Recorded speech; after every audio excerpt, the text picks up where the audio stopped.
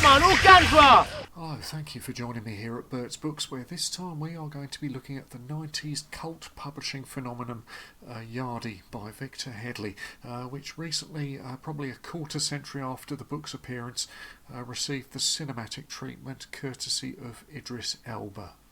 Yardie was the debut novel for sometime journalist and professional musician Victor Headley, and was also the first release for the independent publishing outlet Express, one which heralded an outpouring of contemporary fiction aimed primarily at a young black readership. Yardie's grassroots success swiftly attracted the interest of Pan Macmillan, who reprinted the original, and which was swiftly followed up by two sequels, Excess and Yush.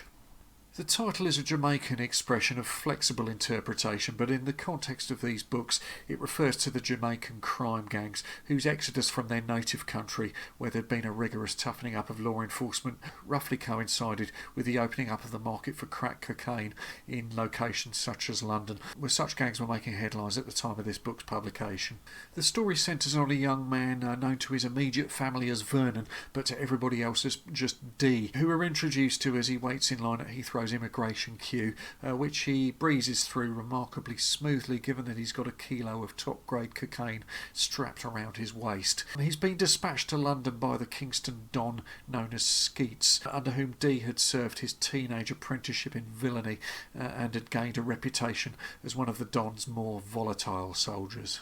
D is met by Joseph and Bigger, who whisk him away to a safe house in Harleston, where, while he's unpacking his stash in the bathroom, feeling pissed off at the offhand way in which these two have behaved towards him, D impulsively considers that this might be the opportunity for him to up his game from being a middleman and a mule to being an independent operator. He hoofs it from the bathroom to the front door. Joseph and Bigger clearly aren't the most attentive of hosts, and from there D is out on his own, half a kilo still in his possession, and a very pissed off syndicate on his heels.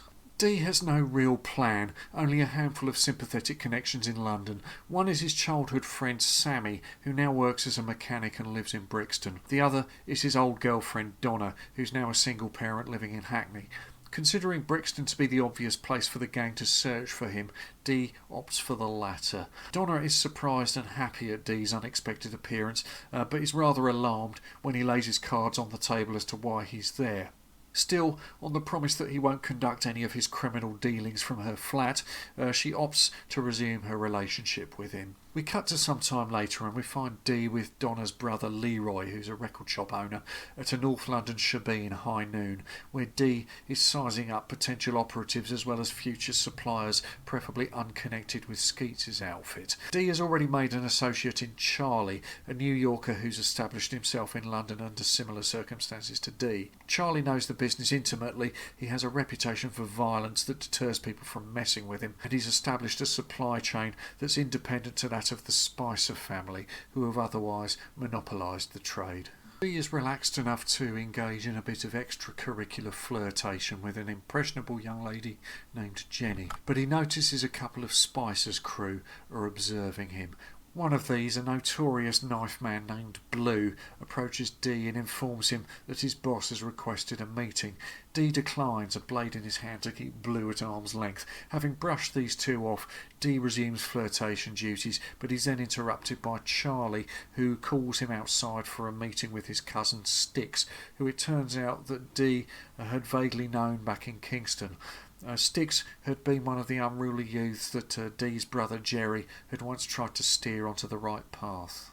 Jerry had been a wild enough youth in his own right, but he'd renounced his roughneck ways in favour of the spiritual path of Rastafarianism, and he'd attempted to guide similarly wayward kids in a righteous direction.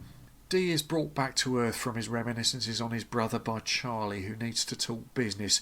New merchandise has been sourced, and now security teams and safe production houses need to be set up. D and Charlie look set to be in business, an independent operation to maximise the profits. Charlie has it all figured out, but on learning of Blue's overtures earlier that evening, the implications of this and their business plan being an open state of war between them and the Spicers, he presents D with a Browning 9mm automatic. We jump from here to an insalubrious scene back at Donna's flat, where Styx and another associate named Robbie are sprawled about honking on a crack pipe, while Dee, who's had a good hit of it earlier, is counting a large pile of banknotes. So much for keeping his business out of Donna's. Dee has now been in London 3 months. His business is established and turning a profit, and his plans appear to be working out, though the fact that he's dipping into the sweet jar himself probably isn't a good omen. Donna comes home and naturally is less than thrilled to be confronted with this cracky tableau, and she gives Dee a mouthful. Dee's sweet talk of material comforts do not cut any ice with Donna. She'd rather keep at the 2 jobs that she's been working, pay the bills and sleep well at night. On this, Dee summons his troops and stalks out in a fair old temper. Sometime later, Robbie is heading back from getting a curry goat takeout when he's accosted by 2 gunmen in a red Volvo. Spicer foot soldiers, it turns out. They roll him over for the drugs he's carrying, but they leave him unharmed. Dee has now got his feet under the table at Jenny's, where he's starting his day with some imported mixtapes before heading out to Leroy's record shop. He falls into conversation there with veteran Rasta Piper, who regales Dee, as if he knows Dee's business, with his opinions on the realities of life on those East London streets, young lives being cut short through gang activity and gunplay. Truly man worse than beast. Dee knows that Piper is correct, and he tries to cover for himself by giving an impressionable local kid who's been playing up at school some good adult advice. Piper commends Dee for this, but you get the feeling that he has got the younger man well and truly sussed out. Any self-reflection Dee might be about to embark on is put on hold for a call from Robbie concerning the hold-up that's just happened. Dee is prepared to take his time in reacting to this, but his hand is forced by an attempted hit on his life, a drive-by which leaves him with a flesh wound in his arm and a hole in his hat centimetres away from his brain. Once he's bandaged up, he heads over to Harleston mob-handed and crashes in on Joseph and Bigger, who he's assumed were responsible. The terrified pair somehow convince Dee that they had no part in this and that it was likely the work of Blue, who answers to a higher authority than they do. Also present in the house is a third man who reacts calmly, almost with a sense of amusement, to this high-tension situation. This turns out to be Chin, a well-respected high-level operator who's conducted his business out of Florida and was reputed to have been personally responsible for the hacking up of 2 Colombian soldiers with a machete, an incident which saw him do time in the States. Dee is surprised to encounter such a character in this setting and grills him for any knowledge that he might have of Skeetz's mood back in Jamaica. Chin is cagey on this matter, but relations between himself and Dee at least appear to be on some sort of benign footing. Blue appears to have gone to ground. Back on the domestic front, Jenny is now pregnant. Charlie, meanwhile, learns of the death of one of his on-off girlfriends, Cheryl, who'd been acting as a courier and had gulped down a few condoms of base cocaine as a side earner.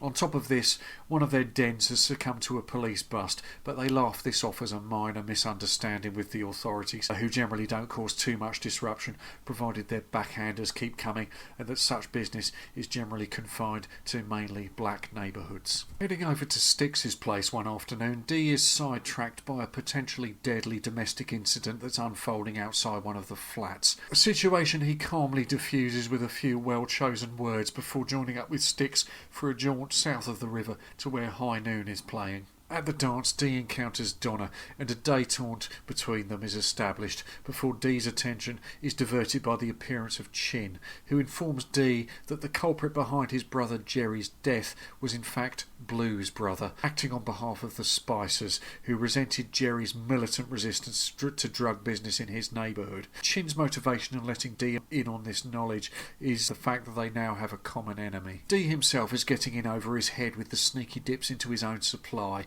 Styx bowls up at his flat one morning to find Dee much the worse the wear from the night before. His moods and behaviour are becoming increasingly erratic through it, but few of his associates have the front to say anything to their Don about this matter. In spite of this, Dee and Donna have somehow become a regular item again, although a pregnant Jenny is still in the wings. Unexpectedly, Dee is given a tip-off to the identity and location of the elusive Blue's baby mother, and Dee elects to exploit this information in order to flush Blue out of hiding. The company of Styx and Robbie, Dee heads over to an address in Kilburn. and it gets pretty ugly. It's this part of the story that Dee loses any sympathy that many readers might have for the character. While he's clearly a loose cannon and a bit of a wrong-un from the start, you kind of go with him up to this point, wondering if he'll come through this perhaps unscathed and with enough money in his pocket to be able to channel his resources into perhaps more positive activities. Clearly Dee's brother Jerry has been some sort of significant role model for him, and there's the odd indication, such as the domestic incident outside Styx's flat, that there's a responsible, community-minded side to Dee which might flourish in time. However, he blows it here.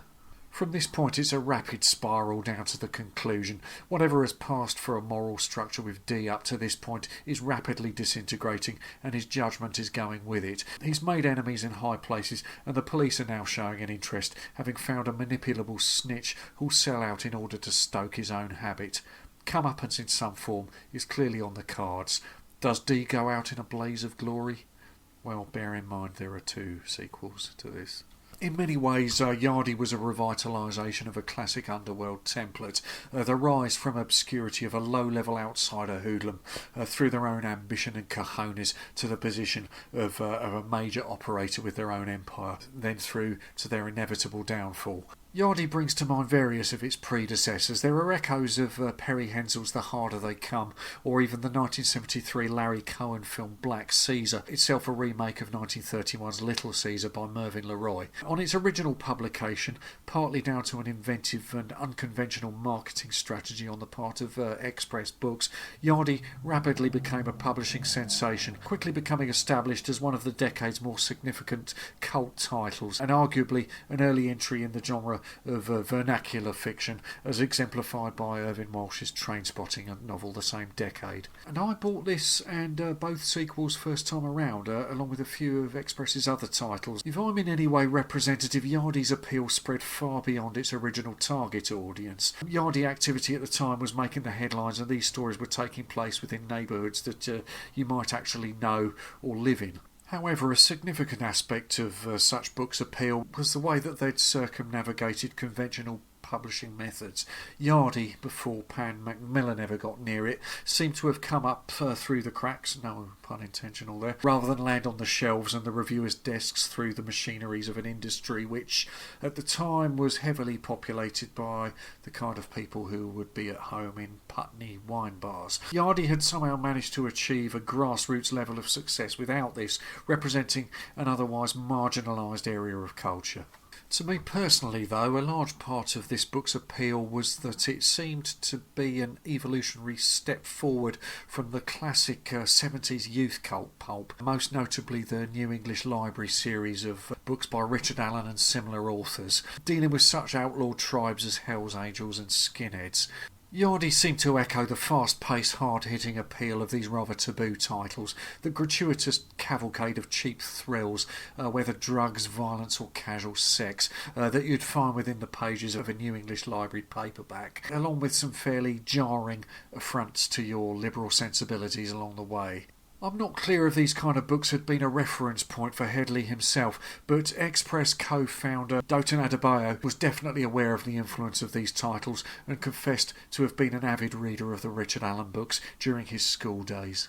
The difference being that Yardie was written and produced not by a jobbing fiction factory hack, but by someone with genuine insight into the subject area. Quite aside from the high-stakes exploits of its chief players, the minutiae of London Jamaican life are part of what makes this book. The almost exclusively patois dialogue, the social rituals of dance hall events, a highly animated game of dominoes, and a detectable enthusiasm for the culinary side of things also. Headley subsequently proved unwilling to be bracketed into the gangland novel ghetto and has branched out into more diverse areas of literature, but his debut, Yardie, remains a defiantly non-highbrow proposition. It's an unapologetic blast of underworld thrills and a book that once you pick it up you'll compulsively blaze your way through it, much like a wrap of Dee's prime merchandise, only at considerably less detriment to your well-being or to your wallet. You don't shut your mouth. You think Hero can dance till the last reel? Send out one bad man!